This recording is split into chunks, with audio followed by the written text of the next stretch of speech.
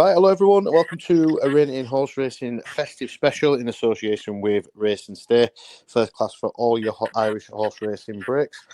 On this episode, we're going to be diving into the next few days racing, looking at the big graded action on Boxing Day and the 27th of December, both this side and the other side of the pond in Ireland. And to help us look through the cards, we've got, as always, Bo, and a very special guest tonight, a friend of the show and one half of Up in the Ante. It's the King of the One-Liners. Big welcome to Mr. Johnny Dineen. Johnny, firstly, I'll come to you. How are you keeping, and how much do you enjoy this time of the year in the racing calendar? Actually, look, I'm keeping good. I'm sure everyone likes the top races. I'm looking forward to the big head-to-heads more than the maybe the tricky handicaps and things like that. I'm looking forward to Constitution Hill and Lossiemouth, and I'm looking forward to Ballyburn and Sir Gino, and I'm also looking forward to quite a few of these maiden hurdles that are going to be in place in probably Leopardstown and maybe in Limerick too. You just wouldn't know what you could unearth in one of these races. Like I'd say that the landscape was going to change, like anti-post for a lot of these Cheltenham races, and on the back of what we're going to see from the 26th to up till the first few days in January anyway. It's going to be like seismic changes, obviously, in a lot of races. But I'd say we'll have new supreme novice favourites and new whatever the 2.5 mile novice favourite is. We'll have a new one of those, and I can see some seriously good performances coming from particularly the maiden hurdles and Leopardstown. They do pretty deep affairs to me.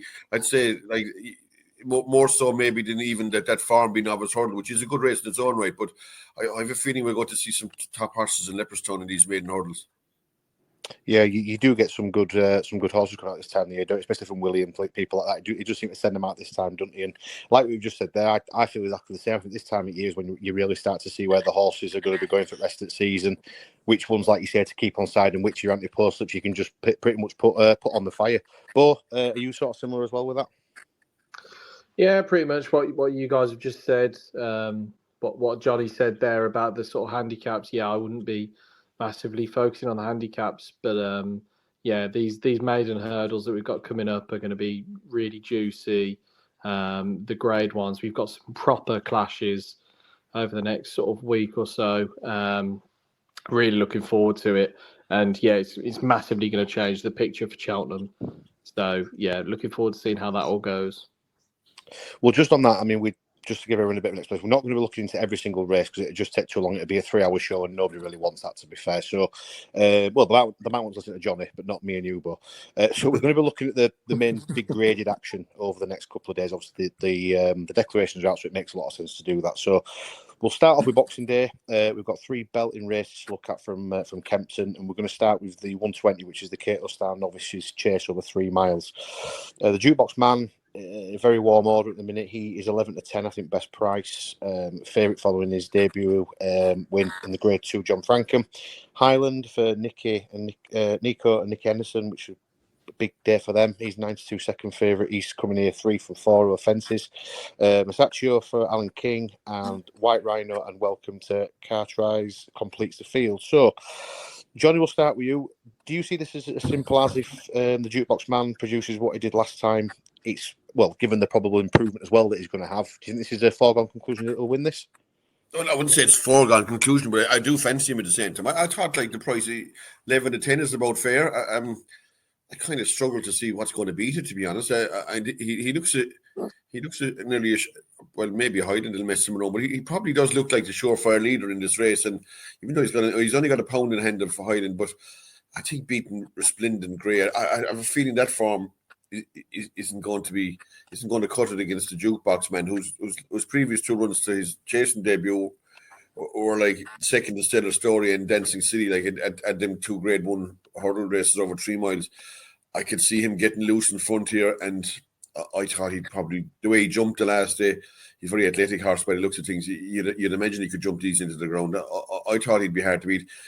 I don't say he's absolutely certainly right like it, but I do fancy him all the same. I think he certainly looks the best horse in this race, quite comfortably. I think the pound he's got on Highland, I think, can probably be enhanced, after this race. Bo, what's your thoughts? Yeah, I think Jukebox Man is probably one of my strongest bets on Boxing Day. I think he should improve for the last run. I think going up to 3 miles will see improvement. I think also obviously having that run will see improvement. I can't really see him beaten. I think the Mustachio that he faced last time had a run under his belt previously, so I think you'd like to think that the Jukebox Man would come on more for that than Mustachio. I think the gap's just going to be bigger between them. Never really been a fan of Highland. I think he's more of maybe if he's a graded horse, maybe a grade 3 horse. I don't think he's a grade 1 horse. I think the Jukebox Man is a proper grade 1 horse. He's run at the Albert Bartlett last year, has proved that he's to that level. I think, and yeah, I'd be very surprised if he's beaten. So he's definitely one that I'm looking to add into my roll-ups, and he's one that, to be honest with you, I'm hoping can go to the festival with a bit of a hope for the English,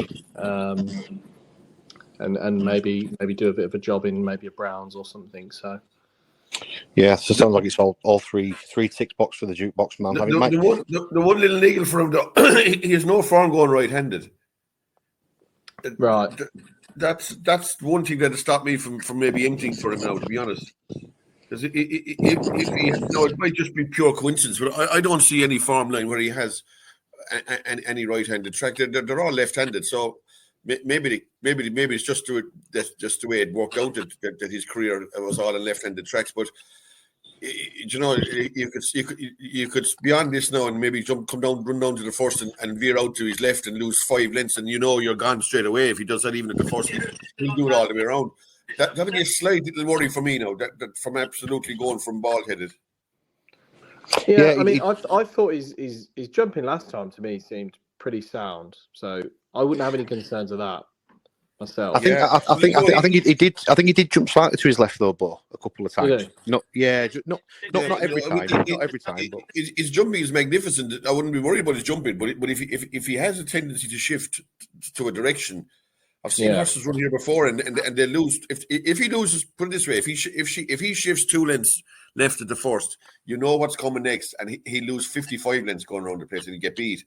But like I don't know. Maybe he'll be dead straight as a gun barrel. But we haven't. I'd like to have seen him run right-handed before I'd say he's an absolute all in the river. Like, you know what I mean? Yeah, that's fair. Yeah, no, I agree with that. Right, so let's move on to. I mean, it's not often really that the Christmas hurdle ever eclipses the King George in terms of interest and, I suppose, capturing the imagination of every single national hunt fan. But I think all eyes are going to be on the TV at 1:55 for the Christmas hurdle. Without being disrespectful to Burdett Road and Lump Sum, I think we can pretty much park those guys for this conversation. It's all about Lossiemouth. It's all about Constitution Hill. It's even money Lossiemouth 6-5 Constitution Hill, so it's pretty tight in the betting as well. Bo, we'll start with you on this one. We'll start with John on the last one. Just talk us through how you think this is going to pan out. I think it's a really difficult race to dissect, and definitely a race that's difficult to have a bet on. I don't think the Corto Star's a great grade 1. I think this is a fantastic grade 1. I think this is a real mouth-watering clash. I don't really know where to begin with it. Lossiemouth is an absolute star. She's obviously getting the weight allowance and she's had the run.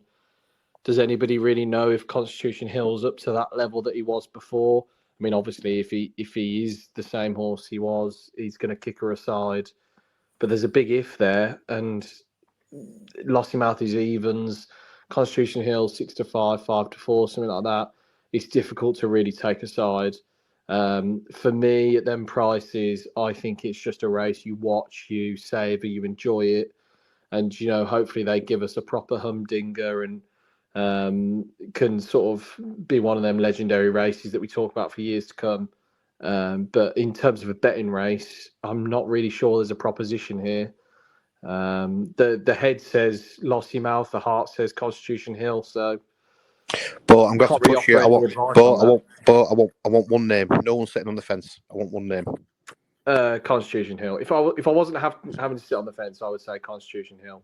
But that's purely based on the fact that I think there's some sort of confidence behind him, and I like the way that they've sent Sir Gino chasing, or seem to have sent Sir Gino chasing at the time of recording, because of the fact that hopefully Constitution Hill has maybe worked alongside him. I don't know.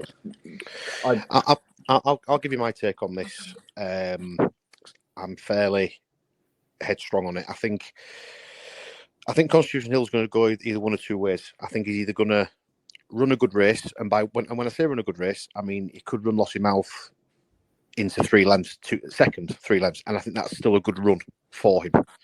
I think if Lossiemouth wins the race very easily, I think that might second think Buckley and Henderson's thought going forward. I think if Constitution Hill can get within, I'd say between 4 lengths and 5 lengths of Lossiemouth in their mind, I think they'll be very confident for March.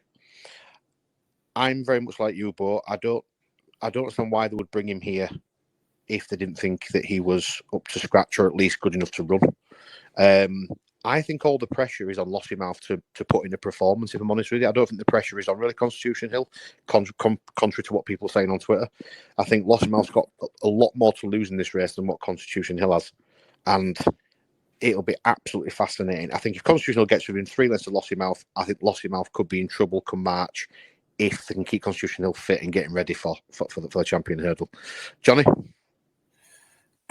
Look, the way I look at it, I don't think anybody, I don't know, I might be reading it wrong. I can't back Constitution Hill. You just can't back him. I think you either back Lossiemouth or have no bet. Anyone going bald-headed for, I can see how fellas will go bald-headed for Lossiemouth, but I can't see how you can possibly go bald-headed for Constitution Hill. Win, lose, or draw. There's just too many ifs, and there is a chance that even if he was like approaching his 100%, that her getting £7 could take him out anyway. Look, I would have said at the start of the season that Lossiemouth had definitely was a more viable champion hurdle proposition than Stateman.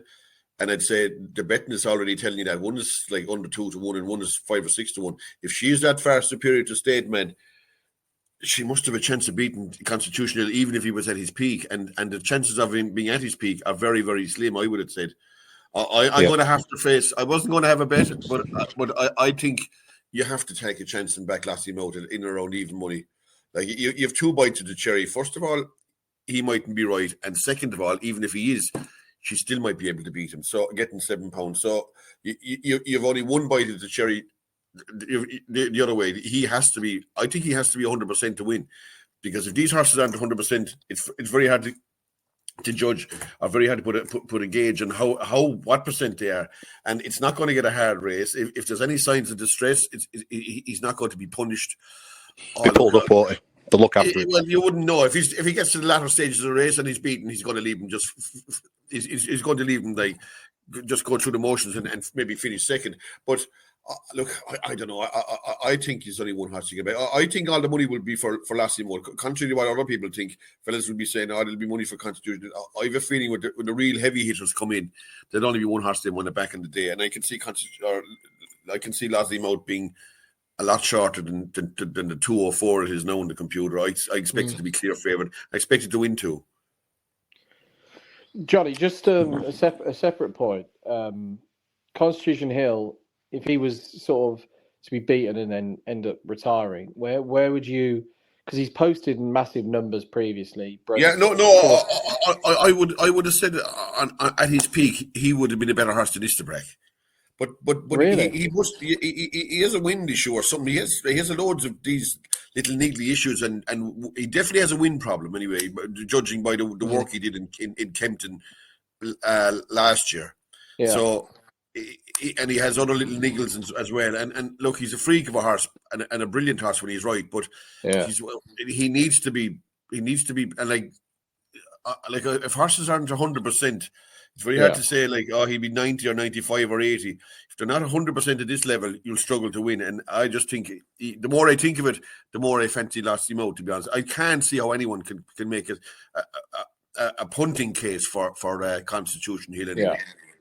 Yeah. I wouldn't ever advise anyone to bet in this. I think it's just best to sit back and watch it, enjoy it. It's going to be a great race regardless. Yeah, just sit back and enjoy it. Like you said, I mean, even if you're backing either one of them, unless like Johnny's saying, there, you are a mega big punter, you're not going to be winning fortunes anyway. So, like I say, you're probably touching.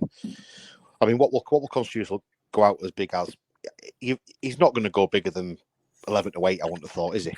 Just in case he does, and he's come back to his best. So I agree with Johnny. I think Lossiemouth might end up going in maybe about 4 to 6 come the off, if I'm honest with you. But we shall see what happens. But something good to look forward to. So the next race after that is the King George. We've got a few question marks, I think, against some of these horses. One horse that I think he's fairly rock solid is the favourite, Spillings Tower. He's 7 to 2. Ile Francais 9 to 2, second favourite. Banbridge, who I am quite keen on, 5 to 1. Grey Dawn in 11 to 2, and it's 10 to 1 bar those. So we'll switch back to you, Johnny. Spillings Tower ran a cracker last time out, finishing second. He looks rock solid to me, even though he is favourite at 7 to 2. Is that the angle for you in this race, looking at Spillings Tower, or are you sort of looking at something bigger in the market? I think he's a good chance. It was a race I probably wouldn't going to play in. I'd be worried about it. I'd be worried about his position in the race. How many horses he's going to have in front of him early on? You know, he's going to have the likes of Ile Francais going to be in front of him.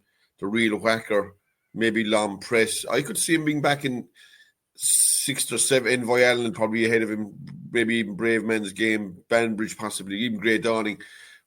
He's probably going to be settled out the back or nearer to the back than the front. And there's no margin for error with those kind of tactics in a race like this. Look, he's a great chance. He's still only a 6-year-old at the same time. Like, he's a young horse, and I've seen horses run bad in this race before. I think he's a good chance, but he doesn't represent a bet to me now, to be honest.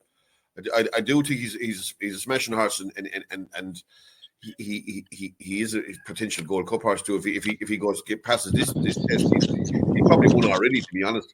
But look, and he has the pace for it. Like, he won't be short of pace either. But you just need things to go right from him. And while I do think he's a good chance, he doesn't appeal as a bet to me at the same time. No, I mean the one thing I was looking at was probably the pace angle in this race. I think it'll be a quick, very quickly ran race. There's a lot of horses that like to go on the front foot, that like to be in front. Like you said there, I can imagine Spillings Tower, even possibly Banbridge as well with Paul Townend, which I think is a massive plus point, by the way, him being on Banbridge. I can just see a few of these sitting in the back and hoping that the race not necessarily falls apart in front, but some of the horses that are at the forefront maybe just starting to come back to them towards that sort of once they turn around into the home straight. Bo, where's your angle on this? I don't really know what to make of this race, to be honest. I think very much like what Johnny said, I really do like Spillane Tower, but I do just have a couple of question marks about him. Ile Francais was obviously mega impressive last year in the Quarto Star, but he's not been the same horse since, is what we're getting. And it just seems to me like there's not really a star in this field, and they're all sort of maybe just the level below the elite sort of grade 1 horses. So we're in for a really competitive race here. The one I've sort of landed on is Banbridge. I was really impressed with his run last time, and as you said, having Paul Townend on his back, he's going to be a big plus. But I was flip-flopping. I just couldn't rule a lot of them out, to be honest. Even when you get down to like the likes of Brave Man's Game, I saw Harry Cobson saying that he'd previously sort of ridden Brave Man's Game like he was the best horse in the race, and now maybe he's going to change his tact on that. And is he just going to ride him a bit colder and just try and pick up some pieces? I don't see Brave Man's Game winning now, but if it started off now, I'll be honest with you. I can't see it. I think it's a massive ask, but I just think this race is competitive, and I just don't think there's a star in here. That I can actually see a lot of these winning. Banbridge is the one that I think has the star quality, and I think he can progress to be a better horse. It'll be interesting with tactics on Banbridge as well, because like that, the last couple of times it's ran, he's been a bit more prominent than what he has been, say, when he won at Punchestown, when he came sort of like from the rear. Yeah. So it's going to be interesting, I think, to see how Paul rides him. I don't quite know how he's going to do it. I would imagine, because, like you say, there's so many horses that want to be at the front. I think he might let a few of them try and slit their own throats, so to speak, and then just sort of sitting behind. Yeah. And we all think last time he would have beaten an Ergamine last time. I know it's over 2 miles, but he was giving an Ergamine a lot of weight. And I think he would have won last time. I think he's a proper high quality animal. But yeah, I mean, Banbridge or Spillane's Towel for me, but such a tentative pick. I don't really like Grey Dawning. I think Grey Dawning probably left his race behind in Haydock. He'd be the one that I would probably rule out. But yeah, I'd probably say Banbridge a pick. Yeah, Banbridge for me is like I've got to do. Right, let's jump over to Aintree. It's the 2 mile 1 furlong Formby novices hurdle. Looks ultra competitive when you're looking at it on paper. Potter's Charm, who's coming back down in trip from a very good performance at Cheltenham last time out. He's 7-4 favourite. Road Less Travel, John Joe 9-2.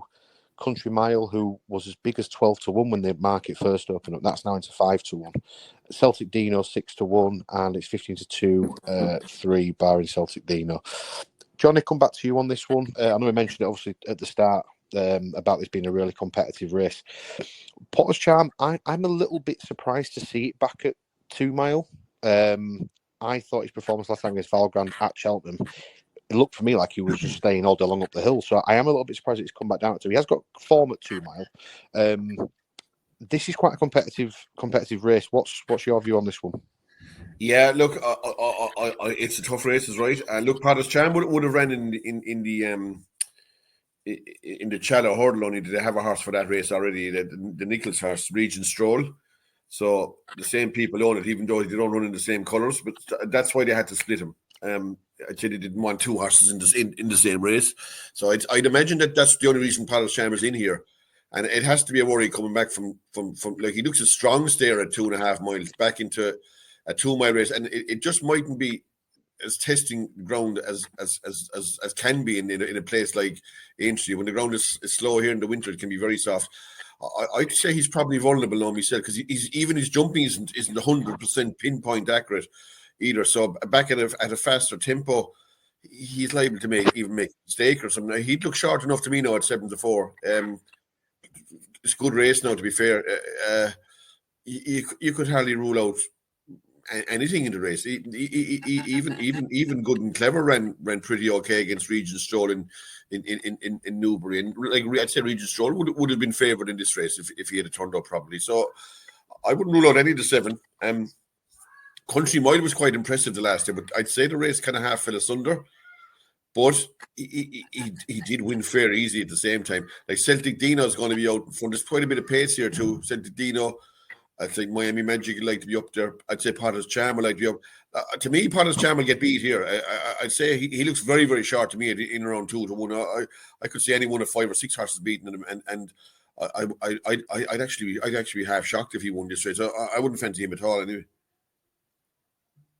No, there was part of me, obviously. I mean, hands up, I completely forgot about the connection we wrote with Regent Stroll, I must admit, when I was looking through things. But I was just thinking maybe either trying to sharpen up his jumping a little bit by putting him back over to 2, knowing that he might be vulnerable over a short trip. I mean, he has won over 2 miles, but Aintree is quite a flat course, and he's going to be speedy. Yeah, but I just think when you start a horse over hurdles at 2.5 miles, you have the notion of him really being a 2 miler as such, have you then? You know what I mean? That kind of way. Like when he's first run over hurdles is Worcester, I think, at 2.5 miles. He's run Cheltenham 2.5. He's run 2.5 even in Cheltenham the last day. So, like, I'm guessing that this is just making room for the other lads to go to Newbury. It's surprising. Regent Stroll. Yeah. It's surprising they didn't use them the other way around. You'd have fancied Regent Stroll would have a better chance in this race, and maybe Potter's Charm in the other race. You know, that kind of way. But, I think you'd have thought Regent Stroll probably his class might have just seen him through. Yeah. I'd have fancied him. No, I wouldn't be as dismissive of his chances over 2 mile as I would Potter's Charm. I'd be surprised if Potter's Charm wins here. He's definitely short enough in the market, isn't he? I think 7-4 now is the best price you can get. Bo, anything sort of looking up further at the market than the favourite for you? Yeah, I mean, I'm a massive fan of Potter's Charm. I love him. I think his 2 performances at Cheltenham have been top class. So yeah, very much a fan of his. think I agree. Yeah, I think 7-4 here, going back over 2 miles isn't exactly to his taste. I like the two in behind him, Road Less Travelled and Country Mile. Country Mile, yeah, I do think the race fell in his lap the last day. The favourite obviously massively underperformed, but he's such a strong traveller. And obviously he finished second to Road Less Travelled, Haydock. But if it wasn't for that awful jump at the last, might have beaten him. I'd trance Country Mile in this at 5-1. I think he's such a strong traveller. I think that he could definitely get the better of Road Less Travelled. And I think they are two very good animals, particularly in this race. Celtic Dean I do like, but I think he's not quite up to the level that this is sort of looking for. And I think Country Mile might possibly be one to look forward to in a Supreme as an English hope. But you should probably say that quite quietly because we have such a poor record in the race. I think the quicker they go in front, I think Celtic Dino does go off in front and tries to make it into a bit of a real sort of speed test, then it might play into the hands of Potter's Charm and Country Mile, who I would imagine will be coming off the pace as much as they possibly can. Yeah, I do wonder if maybe Potter's Charm was to go and do the business, which maybe we're not expecting here. Maybe they would look at a Supreme for him. I don't know what the plans are, but yeah, Country Mile for me. I think he's a really good bet here.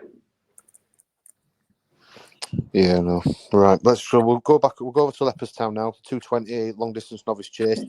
Disappointing. We see only 2 trainers involved. 3 of the 4 from Gordon's yard. However, we do have some good horses all taking each other on. Not quite sure where they're going to be heading long term across the 3, but also got Better Days Ahead, who's 6-4 favourite. Danny Gilligan on for him. Croke Park, second favourite, 2-1.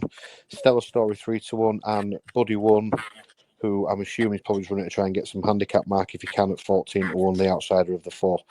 But I'll come to you because I know you put a tweet out about this, and I think you were right in what you were saying in terms of it's disappointing how the long distance novice chase over 3 miles can only attract what it's attracted. And I think it's fair to say if this was in England, we'd be getting some absolute hammer saying that we can't attract horses for his races. In terms of the actual race itself, though, Better Days Ahead, I thought ran well on his debut. I just got a sneaky feeling that I think Croke Park can come into this again. Yeah, very possibly. I like Better Days Ahead. I thought he was a really sound jumper last time. Admittedly, he might have jumped out a bit to his left, I think it was. I need to watch it back. But yeah, I thought he was a really sound jumper, and I think he's going to be a proper stayer going forward. As you sort of touched on there, I think it's a bit of a shame that we've got sort of 4 horses running, 3 from the same stable, 2 from the same owners. So yeah, that's a bit of a shame. But the three that I suppose the 4 that we got running, there's a lot of quality in there.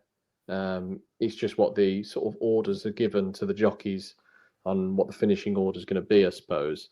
So it does make it a little bit of a difficult one to bet in. I personally have had a bet on Better Days Ahead. As I said, he's a horse that I've really warmed to and I really liked. He won the Martin Pipe last year, and I think there's good form in behind with Cade Bourbon and Waterford Whispers. I think they'll go on to be nice prospects as well. But the stable jockeys pick Croke Park, so you've got to sort of take note of that. So yeah, I don't really know where it leaves me now, to be honest. Just from the point of view of the fact that the stable jockey's now gone for something else that I'd backed, and I don't really know what to make of it, to be honest, being a 4-runner race. I think there'll be a lot of eyes on who finishes where in terms of long-term plans, I think. Yeah. I mean, like you say, you've got all 3 Gordon's horses here that are all unbeaten over fences. So you would imagine that there'll be something in place for one of these down the line. Not that I'm insinuating anything, of course, but I mean, like Croke Park, for example, I think ran over 2.5 last time and looked like it needed further. I mean, he stayed all day long and obviously beat Firefox and Hartwood over 2.5. But Johnny, I'm assuming you're on the sort of similar page as me and Bo in terms of you'd imagine that there'll be a plan for these guys further down the line, and that might show a little bit in the race. Yeah, but maybe so. I presume Well, at the minute, you'd have to say that Stellar Story, and I think Croke Park has no chance here myself. Just my own opinion now, I might be wrong. I just don't think he's that good. And I think the other two horses have more raw ability than him. Like at the moment, like I don't see Stellar Story or Better Days Ahead like being like sent down the route of the National Hunt Chase just yet. I mean, like Stellar Story did win the Albert Bartlett at the same time. You know what I mean? He's entitled to have a crack off the RSA Chase right now. And Better Days Ahead won the Martin Pipe, beating Waterford Whispers and Keita Bove, and beat Slade Steele in his chasing debut with Navan. He was third to Dancing City. Like he's entitled to go down the grade run route as well. I think all three, like Croke Park, did win a grade one. Was that a grade one in fairness? It was a grade one, but it was an ordinary grade one in my opinion. And like he won in a blanket finish, necks and heads. He could have been fourth just as easy as a one in my opinion. And like I'm looking, the previous day he beat Iris Emery, who was more to farthing, and they beat it 3/4 of a length, and it didn't look to have an eternity in hand either. Like it's as a hurdle horse, it's like first of all it couldn't win a bumper in Kilbeggan for starters. Then it goes on and wins. It has to go to Clonmel to win a maiden hurdle at 3-1. Then it wins against Mel Monroe and Navan. But like 7 to Reed and Tommy Wrong in the Lawlers and Ace beaten out of sight, and then pulled up behind Denson City. I just think Croke Park is not anywhere near a top horse. Absolutely, I don't know how he won that grade one in Fairy House. It was just a funny race, and they went kind of slow. And then, even though you'd have said that wouldn't suit him, and he will stay 3 miles, but I think he'll be a half an hour coming away from the second last year up to the last. I think he'll probably make the running, and I'd say you'd see a better horse like Stellar Story would be a better horse coming from off the pace because he's kind of had to have force at the last day at certain stages in his, and I think Better Days Ahead will be too. I'm not so sure which one I'd go Better Days Ahead over Stellar Story, but the one I'd be against strongly is Croke Park. Johnny, I totally agree, and that's why I found it really weird that Sam Ewing is on Croke Park. Yeah, look, you wouldn't know what would be going on here. Like he's got a lot of chances, Sam Ewing, and he's a great jockey. But you just wouldn't know at times. I mean, they have to give these other fellas like Gilligan who can ride. He's a good jockey in his own right. Like maybe they want to give him a chance, or like you'd imagine Keith Donoghue shouldn't be on the right one as such. That's why I'd be slightly worried why he's riding Stellar Story. But you just sometimes you don't know who are they the jockeys' picks, or are they just put on these horses? Yeah, that's you also don't know about the Jigginstown Sway as well, do you? You never know if they've been getting involved while wanting certain people on their horses either. Yeah, like they might say, I don't know. They might just maybe put Keith Donoghue on Stellar Story insofar as saying that they could be doubly represented in a race like the RSA Chase or whatever they like to call it now, and that he might ride it for the whole season. Who knows? Like yeah. There might be. I'd be surprised if Sam Ewing went for Croke Park like without any hesitation. Like he did win a grade one in it the last day at the same time. You know what I mean? Yeah. And he didn't ride either Stellar Story or Better Days Ahead. So they kind of are inclined to keep jockey combinations with horses together at times as well. Yeah. I mean, for what it's worth, last thing we'll talk about is on your foreigner race. I'm not so sure how much you're going to find out about this race either, with it being such a small field. I mean, it could just fall apart again. I mean, they could just crawl around again for two circuits and sprint away again. So I'm not sure you're going to take much out of it. But while we are discussing Leopardstown, obviously, and again, we're not going through the cards, but there is some good maidens, like you said, John, at the start of the Kopic the Boards is coming out. You've got Redemption Day versus William Money in the second novice race.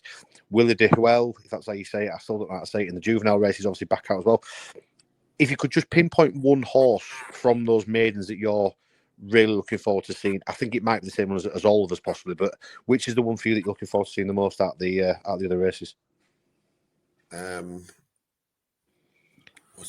suppose. Look, the juvenile hurdle is going to be interesting insofar as I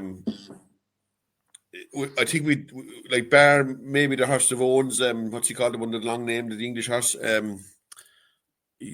James Owens' horse, he's won in Cheltenham. what's he called? The 3-year-old.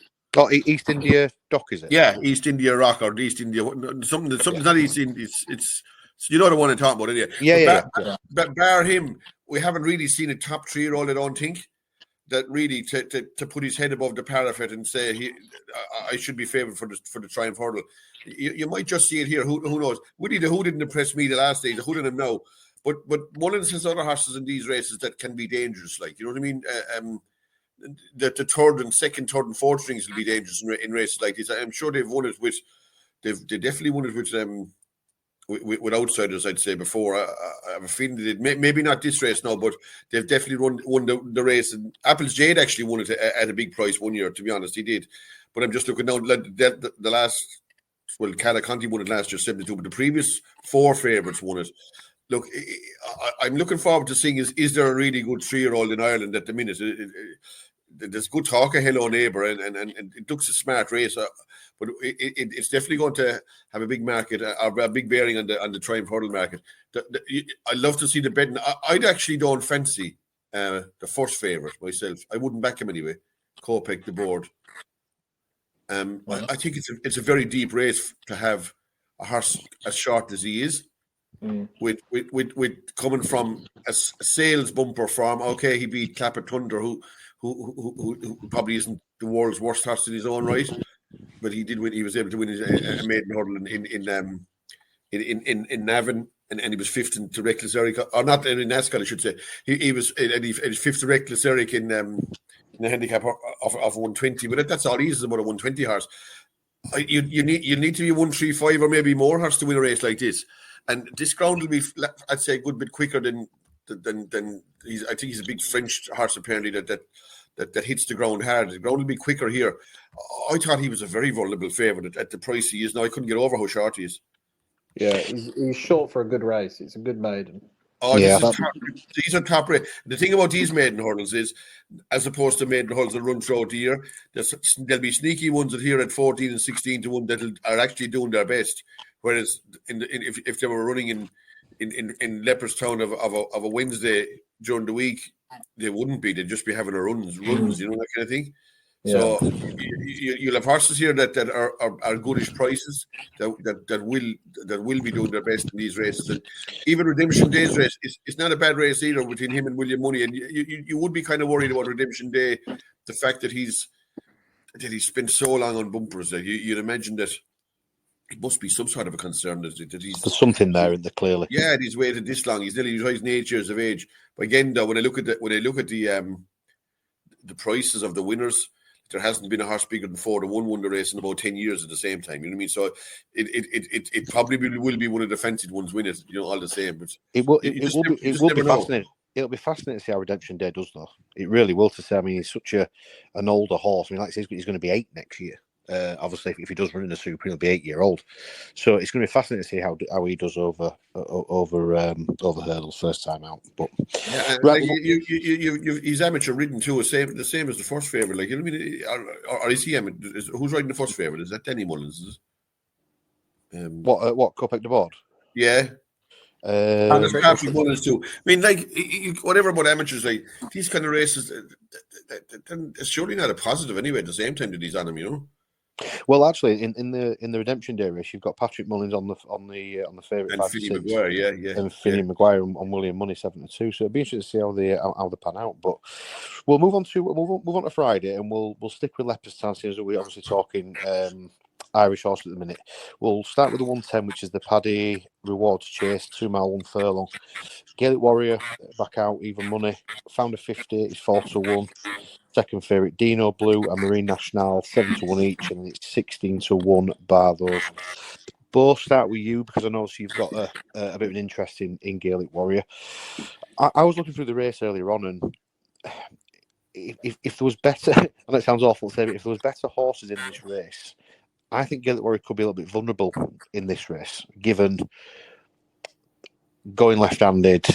I think there's a few of these, well, I think most of these obviously have had races already, so they'll be a bit more sharper, a bit more fitter. The only thing is, I don't know which horse it will be that's going to put it up to him. Yeah. I mean, Johnny probably doesn't know about my bet on Gaelic Warrior in the Rein, but Johnny, I've got a very nice bet down on Gaelic Warrior in the Ryanair. So All right. I'm hoping that he gets beat here and he goes up in Burn, to baby, the Ryanair. burn. Yeah, exactly. So, do you know, I taking the rose tinted glasses off for just a second. I think the ground's going to be pretty quick here, and I think he will be beaten. I'm going to stick my neck on the line to say that.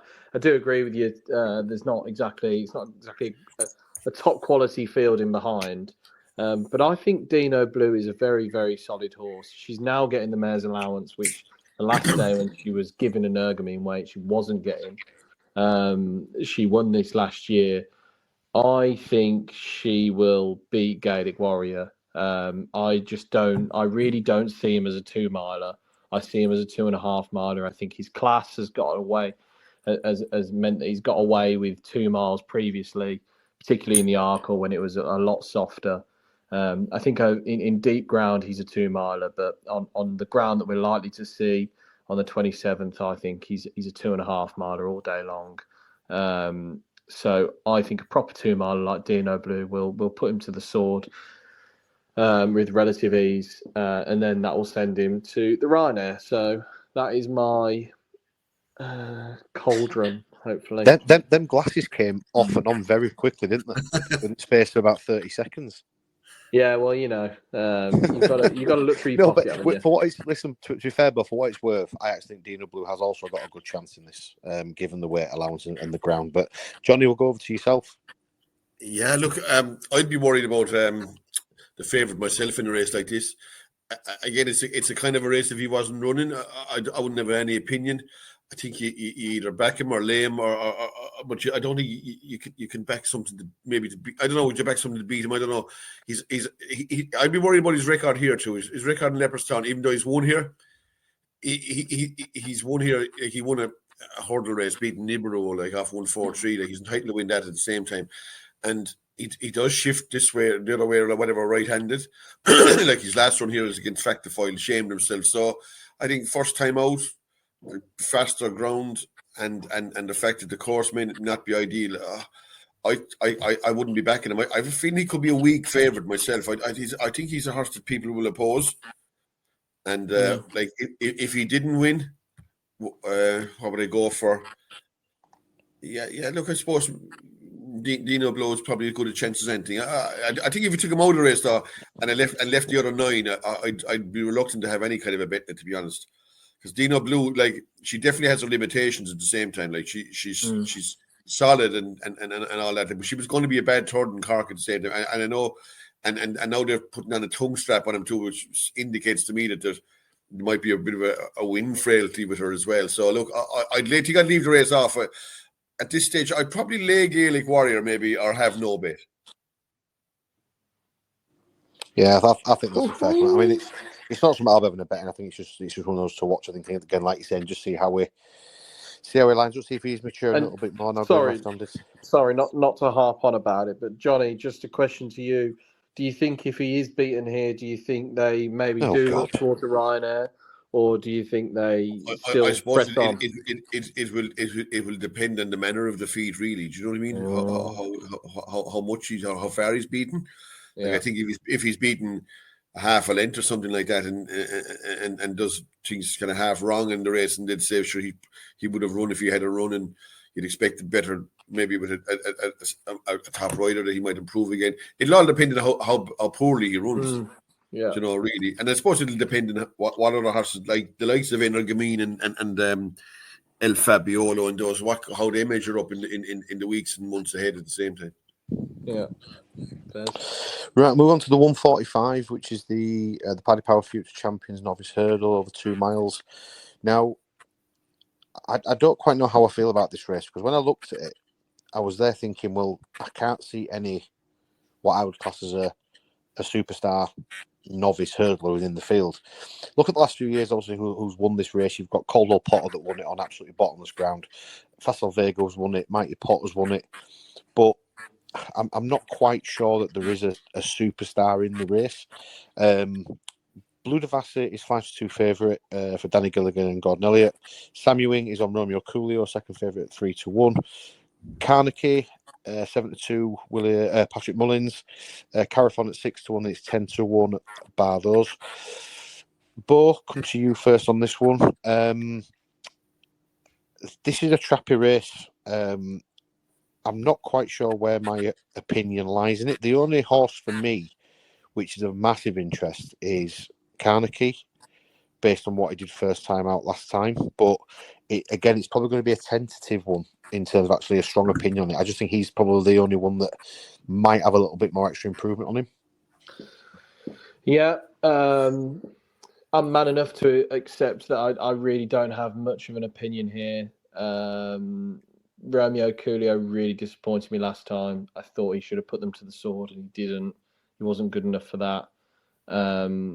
My only play in this is going to be Carnegie, as you said, because I was just visually so impressed with him at Tremor. And down Mexico Way is also a horse that's running in a maiden on the same day, who he beat at Tremor. So I'm just going to put them in a double, a muggy double. But that is my only play in this race. I have no opinion in this. I don't think it's a great renewal. And I don't think we're going to see anything spectacular here. But yeah. Johnny, we'll come to you then. Obviously, from the Irish point of view, you might have a little bit more of an opinion on some of these than what we have. How do you sort of see this race in terms of not just this race, but moving forward? Which are the horses that you think we should be taking out of the race moving forward? Yeah, look, I wouldn't be amazed if there was better horses in the maiden hurdles the first day than in this. You know what I mean? In this grade one. I wouldn't be shocked. You know, I like with the time when in 2 or 3 months' time, I don't see a Cheltenham winner inside in this anyway. To be honest, at the moment I don't anyway. Carnegie won very well in Tremor. He has to have a chance, but it's just no knowing how good he is without having inside knowledge really as such. You know, Carafon wasn't even favoured in Clonmel, so in a race that he's ran in against a stable companion who was running in a maiden hurdle down Limerick. You know, so I'd struggle to see that winning. Romeo Coolio's finishing effort looked tame to me the last day, and in fact, in another 100 yards, Sia Sands would have been up on top of it too, and that looks like it's about third string here. Blue Devassi is a likeable horse. He's a good chance. He's a solid horse without being an unbeatable one or anything like it though, at the same time. It's trappy, isn't it, Johnny, this one? It's a real trappy. It is. I would say one of the Gigglestone horses will win it. Blue Devassi or Carnegie. They'd be the two I'd be going for anyway. Yeah, I'd imagine that. I think that's where the money will go as well, I think, 100%. Right, we'll move on to the last race that we're going to have a bit of a talk on, and that's going to be the Wayward Lad novices chase over 2 miles. This is at Kempton. This is the 155. Similar-ish conversation to the one that we've got around the Christmas hurdle. You've got 2 horses at the top of the market. You've got Ballyburn, sat even money, and Sir Gino, who's making his chasing debut with the weight allowance as well at 5-4. You then got 10-1 bar those, but I will mention Caliph de Burley that is in there at 10-1 as well. I'll sort of put my 2-penny thing on this race to start off with. I can only imagine, and Johnny might have a bit more information than me, I can only imagine that Sir Gino must be absolutely pinging these fences at home for him to be thrown into a grade 2 of this quality first time out. I put it up obviously as an anti-post tip for the article because I did think that he would end up going chasing this year. This was obviously at the start when we started doing his anti-post series. I didn't expect Ballyburn to turn up, so I thought this might have been a bit more of a straightforward assignment for him. I do think that Ballyburn, when I saw him first time out, did look like a horse that wanted further. I thought he jumped more like a stayer than he did a real 2-mile Arkle horse. Sir Gino obviously is a natural 2-miler, as we saw when he won the fight in 5th. I think if he can transfer his style of running to fences, and I think if he's doing what you assume he's doing, the fact that he's been thrown in a grade 2, I think Sir Gino might have a little bit too much pace for Ballyburn. Plus, you then also got the weight allowance as well to chuck in there. I think that's going to be a massive play first time out. However, very similar to the Constitution Hill scenario, I think if Sir Gino can get close to Ballyburn, if Ballyburn does win, I think he'll lose nothing in defeat either, even with the weight allowance. Johnny, come to you. Have you heard anything about, obviously, with Sir Gino, how he's been jumping? I'm assuming I the haven't. cameras are happy, or I didn't even ask, but I assume it must have gone. But I suppose there isn't many races that he can run in at the same time. And he is starting late, like novice chasing, so he doesn't really have time for a school round and 1 to 20 somewhere. You know what I mean? To go into the door. Where do you go next? yeah, after I this? get that. Yeah. You know, so I'd say they're dipping him in here in this race and seeing how he gets on. You'd expect him to be very competitive. I just like if Ballyburn can win here around 2 miles around this place. Well, I'd say the Arkle is all but done and dusted, isn't it? Like I just think this is not his track or anything like that. You know, so it's a bold move by him to come in here now because you'd have said that this one place he could be vulnerable here. I think he's vulnerable if there's more than one horse in front of him from the start. And I think Rubo, if he runs, will make the running. But if I had to do with Sir Gino, I'd rather be in front of Ballyburn and let him try and pass me. Because I think if they put pressure on Ballyburn's jumping, there is a chance that there might be a kink in him now. You know what I mean? So look, it'll all depend on tactics. Like if they leave Ballyburn go off in front and do his own thing, he's going to be very hard to beat. But this is like it's a big test for him now. I couldn't back him anyway. But then Sir Gino, I know he's getting £6, but it is a big test first time out against horses of this kind of quality in your chasing debut all the same. But maybe he'll pass it with start. It's a race I might just watch now rather than have a bet in, to be honest. Yeah, no, totally agree. I think you're bob on there. If you were Nico on Sir Gino, you'd make it into a real speed test, wouldn't you? And I think Ballyburn didn't jump poorly, by the way. I'm not saying he didn't jump badly at all, but he did jump just a little bit slower than what you'd expect to see a 2-miler Arkle potential horse jump. Bo, where are you sitting on this one? I think it's a really hard race to have a bet in, a bit like the Christmas hurdle. It for me, it all just boils down to how good Sir Gino's jumping is. I would hope that his ability would be good enough to get £6 and beat them, but it's his first time over fences, so you just don't know, and you can read and listen to whatever Nicky says and believe it all you like, but until you see it on the track, you don't really know for sure. And 5 to 4 isn't exactly a price that I would like to take to find out. So I'm a massive lover of the horse, and getting £6, his ability should see him through, but there is just that question mark. And Ballyburn, yeah, I mean, I didn't think his jumping was that bad last time. I just thought to myself it was a maiden chase, a beginner's chase, and he'll just learn from it and come forward. I thought his jumping was very safe. Never looked to me like going down. So I think they've always said he was really a stayer. So I wasn't really surprised to see people saying that afterwards. I think it's a proper clash, and we've got 2 brilliant clashes on the same day on the same card, but I would slightly edge with Sir Gino, but at 5 to 4, I just wouldn't really recommend to bet on it because you just don't know. He could balloon the first. It's a no bet race, isn't it? It's just a watch race again. Yeah, I would say so, but it's going to have a massive say on the Arkle just because of the fact that Sir Gino's not going to get that £6 in March, and for Nicky to be thinking of him as a serious Arkle winner. Or contender, he's going to need to be putting Ballyburn to the sword pretty easily because there's going to be that swing with the weights come March. So, yeah, it's going to be a great watch. Yeah, it's going to be really interesting. You'll only see how horses can jump though when they're in behind horses. I think it's so easy for a horse to lob out in front there in the novice chase, nothing alongside him. It's basically a school round. You know what I mean? There's no pressure being applied. Like Ballyburn was okay and it was fine in a lot of the jumps that he did in Punchestown. But it'll be a different ball game if you have a horse flying fences in front of him and you're applying the pressure. You see it every day of the week, how horses, front runners will force errors out of the ones in behind, trying to keep up with them. And that'll be interesting for me, how he's going to operate in behind horses when he doesn't get the soft lead. I see horses on a regular basis disimproving by about 2 to 3 stone when they're not allowed boss races. Yeah. Well, they've got to adjust, haven't they? Like say, if a horse in front maybe just don't take a stride towards the fence, they've got to put the anchors on a little bit or adjust the feet. It has a big impact, doesn't it? Well, it's massive when a fella takes off at the wings and flies, and you're 2.5 lengths behind him. You kind of have to do the same to lie into him, and very often it can get them out of their comfort zone and force them into errors. It happens. It happens in our races on a daily basis, I think. Anyway, so look, I don't know.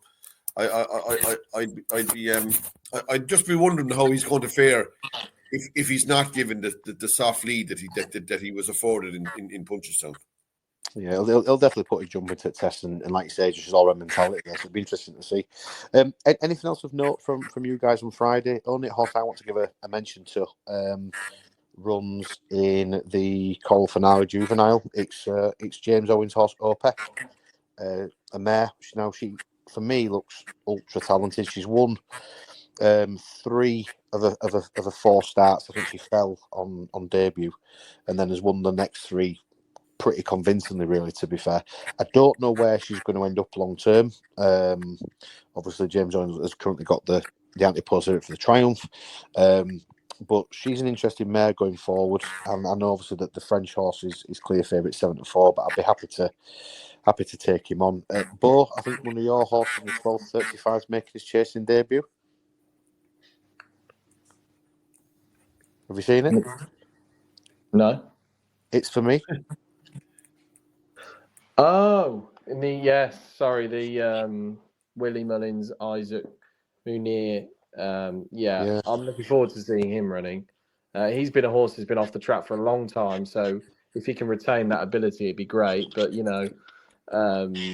Colwell Potter's not exactly done the form any good recently, so yeah, let's just see how that one goes. See how it goes. John, have you got any for Friday? I tell you, I haven't come to Friday yet. Really studying No, it. No, probably not. Intently now, to be honest. I kind of have looking at. I agree with what Bo. I think that should win above in the north and Thursday down Mexico way. If it misses in that race, it's not worth a carrot. You know what I mean? Like, it was about 4 to 6. I know it's short now, but like it'd be one you'd be doing in a double with something at the same time. You know. Yeah, no, 100%. Well, listen, guys, we sort of blasted through the graded races there, and just thanks both for your time, also Christmas Eve, etc., like that. To go through the races, it's a big ask, but we've got that. I think we've done it just under an hour, which is quite a good feat. So all I'll do is very quickly before we go, just give one bet each for Boxing Day for our listeners to follow. Bo? I'm going to go for Willie de Huel in the 110. At Leopardstown. At Leopardstown. Sorry. Johnny, do you want to give us one? I think I'll go with 1 second there. I'll go with I'll go with a horse called Ban Prioshna in the 123 in Down Royal on what day is today? Thursday. Thursday, right.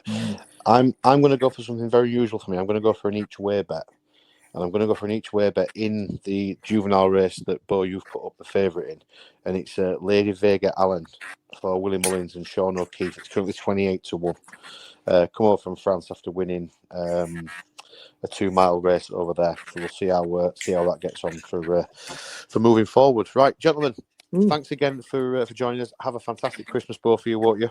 And happy punting over the festive period to you both. Okay, all the best, lads. Bye-bye. Cheers. Thanks very much, Johnny, for coming on. Cheers, pal. See you, Craig. Good luck, both. Bye-bye. Take care. Bye-bye.